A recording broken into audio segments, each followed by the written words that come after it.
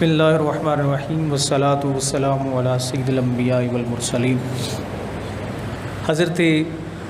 سیدنا ابو دردہ رضی اللہ تعالیٰ عنہ فرماتے ہیں کہ رسول کریم صلی اللہ علیہ وسلم نے ارشاد فرمایا کہ کمزوروں اور محتاجوں سے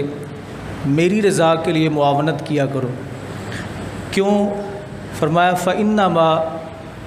تُرْزَقُونَ وَيُنْصَرُونَ بِضُعَفَائِكُمْ، اس لیے کہ یہ جو تمہیں رزق دیا جاتا ہے، جو کھانے پینے کے لیے تمہیں مال دیا جاتا ہے، استعمال کے لیے کپڑے دیے جاتے ہیں، جو بھی رزق میں چیز شامل ہے، رب ذوالجلال کے پاک نبی صلی اللہ علیہ وسلم نے فرمایا یہ ساری چیزیں ان ضعیف اور کمزور لوگوں کی بدولت ہے۔ اور پھر آگے فرمایا وَيُنْصَرُونَ، اور یہ جو تمہاری مدد کی جاتی ہے۔ اب اس مدد سے مراد جو ہے محدثین فرماتے ہیں کہ آپ زندگی کے کسی بھی معاملے میں کسی کی مدد کے محتاج ہوں تو وہ جو آپ کی معاونت کرے گا، آپ کی مدد کرے گا۔ مثال کے طور پہ آپ کہیں جنگل میں پھنس گئے، کسی مصیبت میں مبتلا ہو گئے، تو کوئی بھی شخص تھوڑا سا بھی آپ کے ساتھ تعاون کرے گا تو نبی کریم علیہ السلام نے فرمایا کہ اصل میں یہ ان محتاجوں اور ضعفاء جو کمزور ہیں ان کے ساتھ جو تمہاری معاونت ہے اس کی وجہ سے تمہارے ساتھ معاونت ہو رہی ہے۔ تو اس رمضان مبارک کے اس پاک مہینے کے اندر جو محتاج ہیں اور جو کمزور لوگ ہیں ان کے ساتھ معاونت جو ہے یہ بہت ضروری ہے۔ اب حالات آپ جانتے ہیں کہ ہر شخص ہی رمضان مبارک کے اس پاک مہینے میں اپنے آپ کو کمزور اور محتاج جو ہے وہ سمجھتا ہے اور لوگوں سے اس کا اظہار بھی کرتا ہے، تو اس میں معاونت کے لیے انتہائی احتیاط جو ہے اس کی ضرورت ہے۔ ایک اور حدیث پاک میں آتا ہے، یہ میں اس کی وضاحت کر دوں کہ بندہ یہ سمجھتا ہے کہ شاید یہ جو مجھے مال مل رہا ہے یہ میری محنت کی وجہ سے مل رہا ہے، اور یہ جو میرا کاروبار چمک رہا ہے یہ میری اپنی محنت کی وجہ سے چمک رہا ہے۔ فرمایا یہ بات تمہاری ٹھیک ہے، لیکن اللہ رب العزت کے نبی صلی اللہ علیہ وسلم آپ جلوہ فرماتے کہ ایک نوجوان آپ علیہ السلام کی خدمت میں وہ روزانہ آیا جا کرتا تھا حضور سے کچھ علم حاصل کرنے کے لیے۔ تو ایک دن اس کا دوسرا بھائی جو ہے وہ آقا دو عالم صلی اللہ علیہ وسلم کی خدمت میں حاضر ہوا،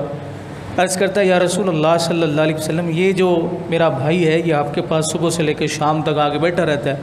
کوئی اور کام کاج کرتا نہیں، تو میں بڑی محنت کرتا ہوں۔ تو نبی کریم علیہ السلام نے اس پہ ناراضگی فرمائی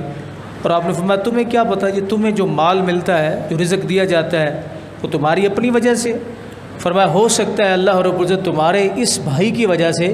جس کو تم یہ سمجھتے ہو کہ یہ کام کاج کے قابل نہیں ہے، جس طرح ہم اپنے لفظوں میں کہتے ہیں کہ فلاں جو ہے گھر میں نکما ہے، تو کسی کو نکما مت سمجھیے۔ ہو سکتا ہے رب کائنات آپ کے گھر میں موجود کسی بیمار کی وجہ سے، کسی کمزور کی وجہ سے، کسی محتاج کی وجہ سے آپ کو رزق جو ہے وہ عطا فرما رہا ہو۔ تو رمضان المبارک کے اس پاک مہینے میں لوگ زکوٰۃ جو ہے وہ بھی نکالتے ہیں اور صدقہ فطر جو ہے وہ بھی نکالتے ہیں، اس کی تفصیل انشاءاللہ میں کل عرض کروں گا۔ تو اس میں بالخصوص یہ لحاظ اور خیال رکھنا بہت ضروری ہے کہ کسی بھی غیر مستحق کو آپ مستحق نہ سمجھ بیٹھیں۔ وہ شخص جس کے حالات سے آپ بخوبی واقف ہوں، وہ موجود ہو، آپ اسے نہ دیں تو یہ آپ کے لیے ٹھیک نہیں ہے اس شخص کے مقابلے میں کہ جس کے آپ حالات سے واقف نہیں ہیں۔ اور نبی علیہ السلام نے دو اور ذاتوں کا تذکرہ بھی فرمایا، حضور علیہ السلام نے فرمایا کہ بیوہ عورت جو ہے، بیوہ عورت، جو شخص کسی بیوہ عورت کے ساتھ معاونت کرتا ہے، اور بیوہ عورت کے لیے بھی شرط یہ ہے کہ وہ مستحقہ ہو، یہ نہ ہو کہ وہ خود مالدار ہو اور دوسروں سے معاونت جو ہے وہ کروانے کی خواہاں ہو۔